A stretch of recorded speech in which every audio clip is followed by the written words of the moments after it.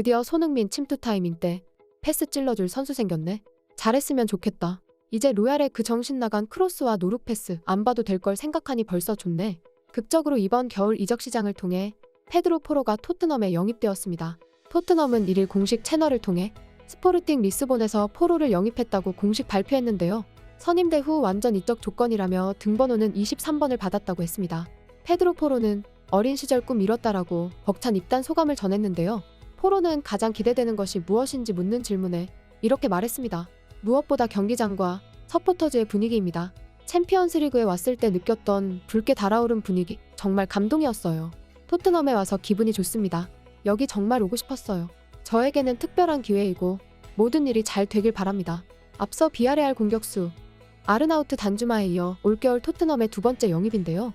포로의 영입으로 토트넘 윙백의 연쇄 이동이 일어났습니다. 같은 포지션의 맷 도어티는 구단과 계약을 해지하고 아틀레티코 마드리드로 떠났고 제드 스펜스는 프랑스 스타드 렌으로 올 시즌 종료까지 임대됐습니다. 이로써 토트넘의 측면 윙백은 신입생 포로와 함께 이반 페리시치와 라이언 세세뇽, 에메르송 로얄로 재구성됐는데요. 지금 토트넘 팬들을 비롯한 국내 팬들은 포로에게 엄청난 기대를 하고 있습니다. 그동안 오른쪽 풀백으로 가장 많이 출전해온 에메르송 로얄은 항상 제대로 된 크로스를 올리지 못하고 공격의 흐름을 끊으면서 수없이 비판과 비난을 받아왔는데요. 엉뚱한 대로 크로스를 올리는 것뿐만 아니라 어이없는 노루 패스는 토트넘 팬들의 악몽과도 같았습니다. 그런데 포로의 가장 놀라운 능력이 바로 정확한 크로스인데요.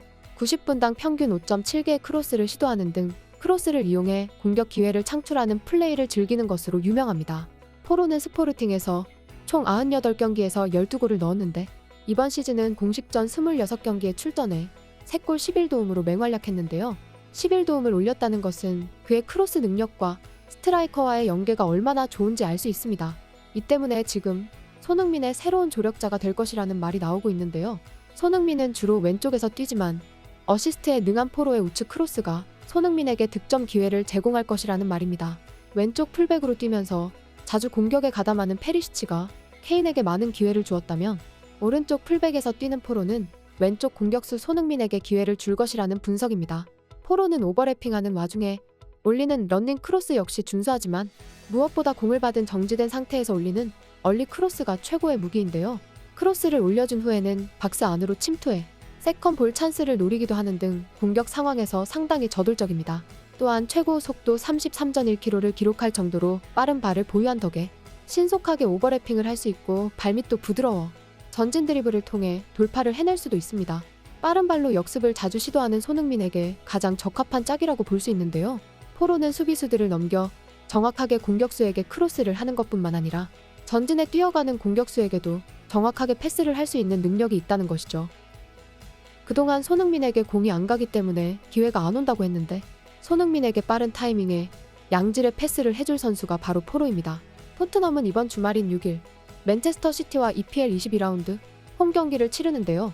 지난 프레스턴전에서 2골을 넣으며 살아난 손흥민은 원래 맨시티 킬러라 불렸는데 이번에 포로까지 가세하면서 맨시티 격파 선봉장에 다시 나설 것이라고 했습니다. 포로도 맨시티에 대한 감정이 좋지 않은데요. 포로는 지난 2019년 맨시티에 이적했던 팀이었지만 과르디올라 감독은 단 한 경기에도 내보내지 않았습니다. 이후 포로는 임대를 떠나야만 했습니다. 이번에 자신을 기용하지 않았던 맨시티에게 복수전이라고도 했는데요. 올 시즌 유럽 챔피언스리그 조별리그에서 토트넘은 스포르팅과 만난 적이 있었습니다. 페드로 포로는 자신의 기량이 어느 정도인지를 토트넘을 상대로 똑똑히 보여주었는데요. 콘테 감독은 당시 포로의 기량을 직접 눈으로 확인한 후 영입에 확신을 가졌다고 했습니다. 디 애슬레틱의 잭 피트 브루크 기자는 BBC를 통해 포로의 이적에 대해 콘테 감독이 절대적으로 원한 영입이라고 설명했는데요.